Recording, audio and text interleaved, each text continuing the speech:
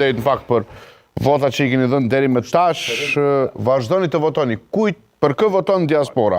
Për kë votojnë diaspora? Nëse më lënë Arben ta përfundoj. PDK, LDK dhe AK. Përfundoj e Baraliu se duhet të kthejmë këtu në panel, po. Është shumë shpejt. Të çështja e veriut, megjithatë, për shkak të shndrimit të tij, Albin Kurti komandon një entuziazëm edhe një respekt edhe një le të themi një idhëtarësi prej fansave të tij. Por shikoni gjithçka tjetër njerëz.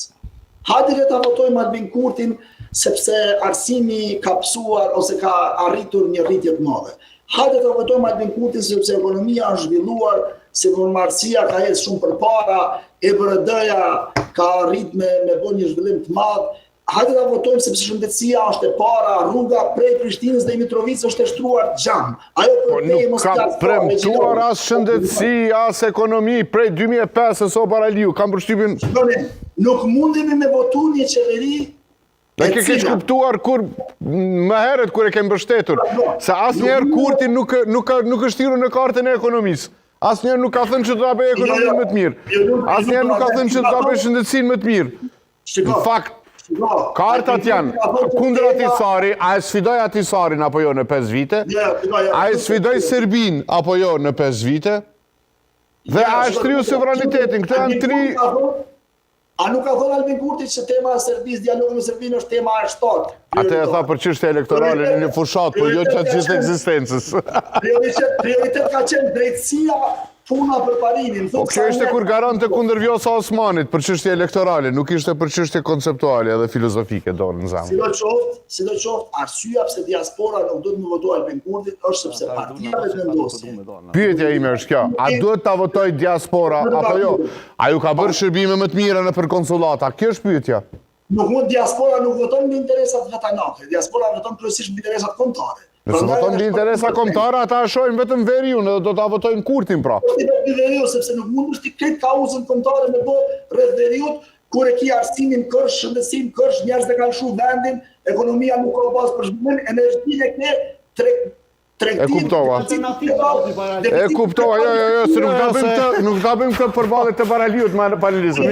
Të presim në Kosovë Baraliu shumë shpejt. Do të jetë në Kosovë ekskluzivisht. Unë edhe në pyetje të fundit. Po. Bleran. Për kënd voton nëse mundesh më na u deklaru? Në fillim të zgjedhjeve kam qenë i përkushtuar në votu PDK. Momente që Sami Loshtaku ka dalë me ato deklaratat e papranueshme, se unë mendoj kërcënimi më i madh që është duke pas shoqërisë kosovare është ky toksiciteti dhe polarizimi. Të cilët natyrisht kanë filluar me Florin Krasniqin, por pastaj kanë vazhduar me Albin Kurtin e tash kanë vazhduar në anën e PDK-s. Domethënë nuk mund të votojmë me PDK-n mbi çdo parime, se PDK-ja nuk është distancuar prej gjuhës tash për të papranueshme të Sami Loshtaku. Që i bjen ja voton AK-n. Nuk jam i sigurt, e kam flet votimin edhe të pambushur. Domethënë, nuk di që më përballu. Mos e thuaj se e kuptuam.